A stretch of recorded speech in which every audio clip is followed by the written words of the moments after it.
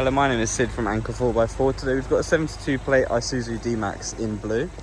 It's a double cab, so it's got 2 seats in the front and 3 more just behind.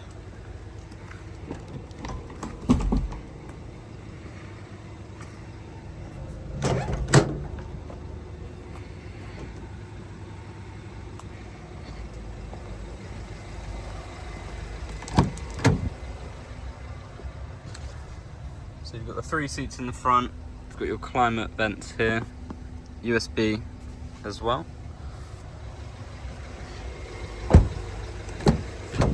In the front you've got an electric driver's seat, you've got power folding mirrors and electric windows on all 4.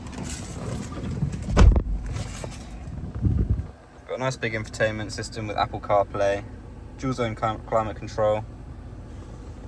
Both front seats are heated. You've also got auto headlights and wipers. This model also comes with a reverse camera with front and rear parking sensors.